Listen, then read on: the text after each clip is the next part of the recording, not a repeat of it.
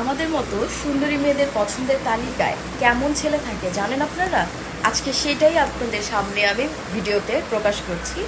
আমাদের মতো কিছু সুন্দরী নারীরা যারা আছেন তাদের পছন্দের লিস্টে এবং প্রায়োরিটি লিস্টেই থাকে হচ্ছে, যেমন ফার্স্ট অফ অল হিরোইনসি, মদখোর, গাঁজাখোর, বখাটে, হ্যাঁ, এই টাইপের ছেলেদেরকে আমরা প্রায়োরিটি লিস্টে বেশি রাখি। এবং দেখা গেছে যে তাদেরকে আমরা এমনটাও বলি যে আসলে তারা খারাপ, কিন্তু তাদেরকে আমরা আমাদের মন প্রাণ দিয়ে ভালোবেসে একদম তাদেরকে আমরা সঠিক পথে নিয়ে আসবো, সঠিক বানিয়ে ফেলবো, কিন্তু তারা আমাদের লাইফ এন্ট্রি নিয়ে আমাদের জীবনকে ব্যাঠিক করে দিবে। আমরা সেই ধরনের ছেলেদেরকেই বেশি পছন্দ করি এবং প্রায়োরিটি লিস্টে দিয়ে রাখি। ঠিক আছে, তো যারা আপনারা জানতেন না তাদের কাছকে বলছি, কিন্তু এর মানে এই নয় যারা ভালো ভালো আছেন, ভালো ছেলে তাদেরকে বলছি যে আপনারা মানে এই টাইপের ক্যাটাগরিতে আসেন, এটা আমি বলছি না।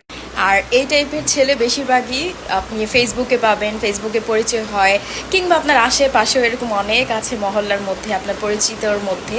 আর তারা হচ্ছে আপনাকে এমনভাবে পটাবে যে আপনি ভাববেন যে এই ছেলে ছাড়া দুনিয়াতে আমাকে আর ভালোবাসতে কেউ পারবে না, এ ছাড়া আমাকে আর ভালো কেউ রাখতে পারবে না, ওকেই আমার চাই, ওকেই আমার দরকার।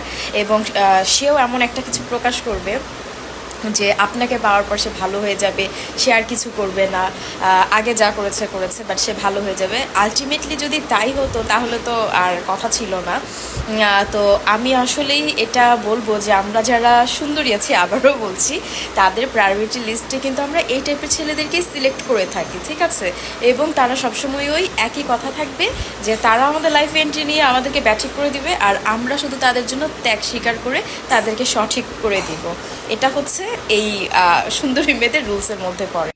আর এদের ভালোবাসাটা এমন নিখুঁত যে মানে কি বলবো, যে আমরা যে সিনেমা দেখি সেই সিনেমাকেও তারা হার মানাবে। তাদের অ্যাক্টিং একদম ফুললি পিওর, মানে তারা আসলে এত শর্ট মানে সলিডভাবে আপনাকে কনভিন্স করবে, আপনি আসলে ধরতেই পারবেন না, তখন সে যাই হোক।